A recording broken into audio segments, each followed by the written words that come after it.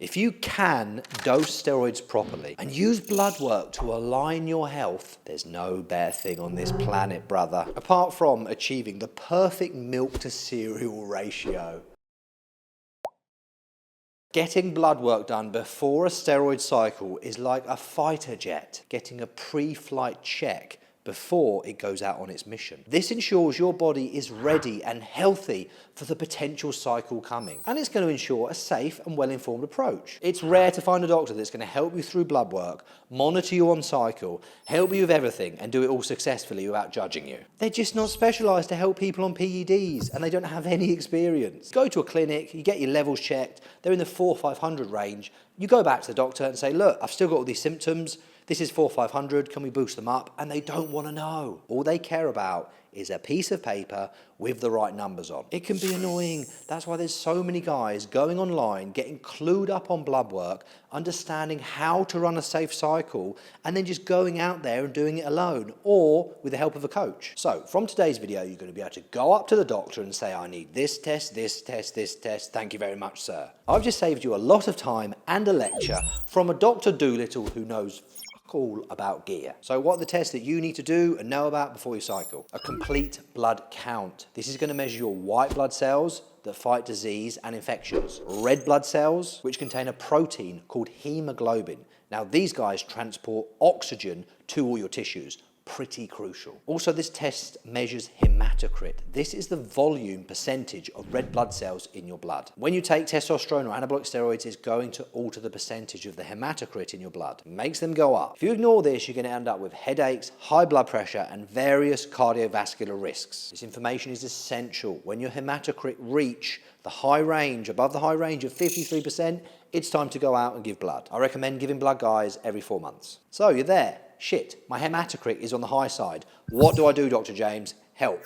Avoid iron supplements, eat more bran, stay hydrated, take electrolytes, 10 to 12 pints a day of water, avoid alcohol, and eat more grapefruit because it helps you eliminate old red blood cells. And on top of that, a diet change. Blueberries, spinach, strawberry, broccoli, carrots, and potatoes. Put that into your diet and then get your test done again, maybe 6 or 8 weeks later. See if your hematocrit has been lowered, and I guarantee it will be. Complete metabolic profile. This is 100% necessary to see if the gear is going to damage your liver and your kidneys. You want to get this done. Here, we're checking your metabolism and getting a broad overview of your body's chemistry. Fasting is required for the CMP, and there's 14 tests that they take, looking at vital organs and also bodily fluids. We're looking at levels of sodium, potassium, magnesium, liver enzymes. With this, you might see your ALT and your AST scores in the high range. This is nothing to worry about. Do not panic, because when you're exercising intensely, your liver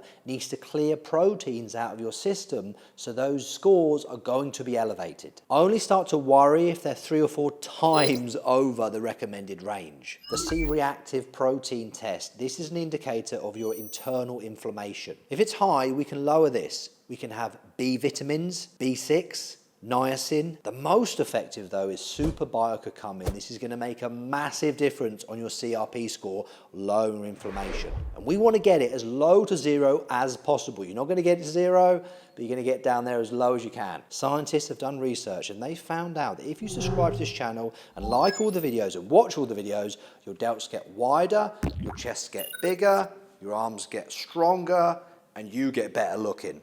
So that's the reason to subscribe. People say that testosterone is a hormone check. It is, but more importantly, it's a health check, because your hormones are an indicator of where your body is. That's why guys who hit TRT at the age of 40, 50, 60, whatever, say they jump on and they feel 18 years old again. And knowing your testosterone levels from the start is going to make a big impact on what dosage you start on, whether it's TRT or jumping on a cycle. So if you're naturally higher, you would start lower, and if you're naturally lower, you would start higher.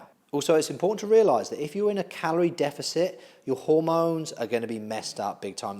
Your test levels are going to be a lot lower than they usually are. DHT. Now, this has been associated with low libido.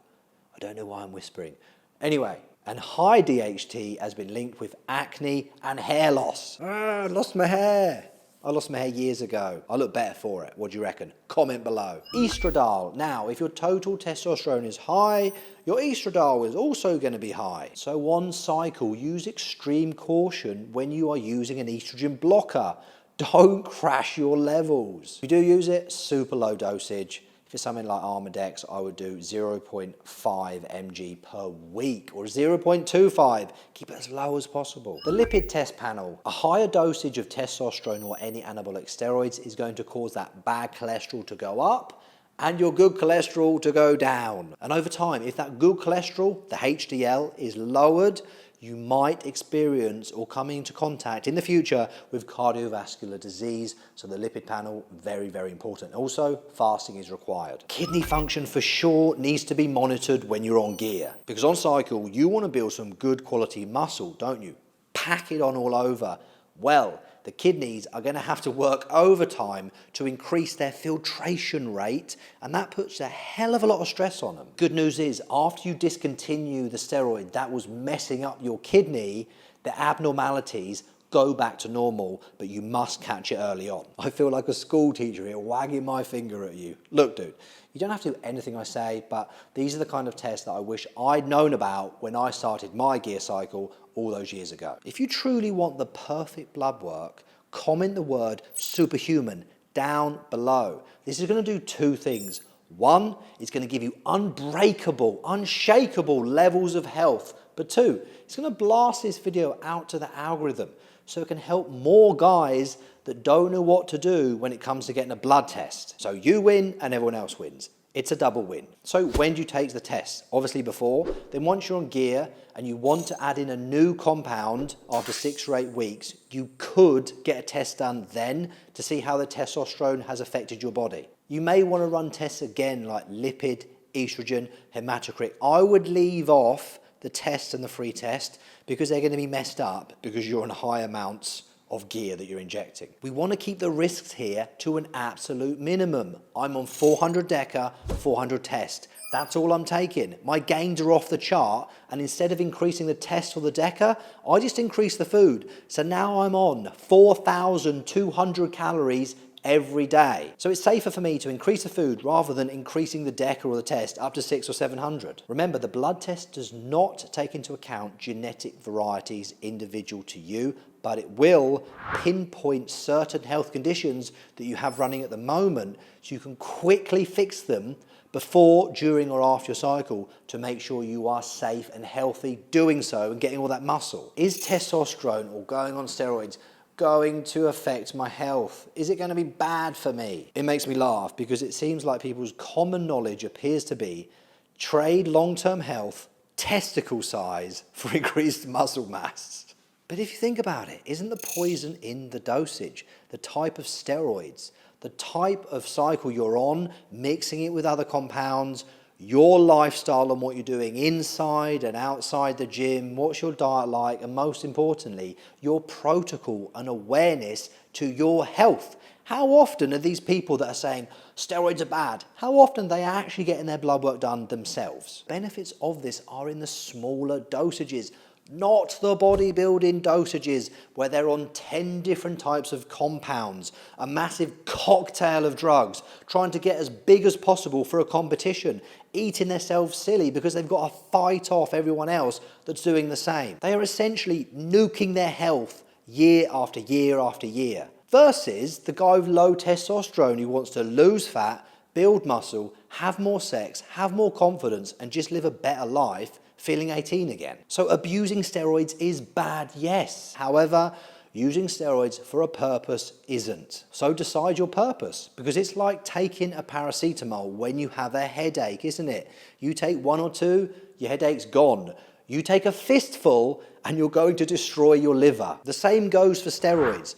Use and abuse are 2 different things. Now, if you want a handsome, jacked professional to look at your blood work, review it, and perform some magic on it, reach out, because I've got an application form in the description box below where you can get in contact and sort all that out. Anyway, next video coming up is all about your first cycle, how to run it, how to do it right. Super important video. So I'll see you in 2 seconds.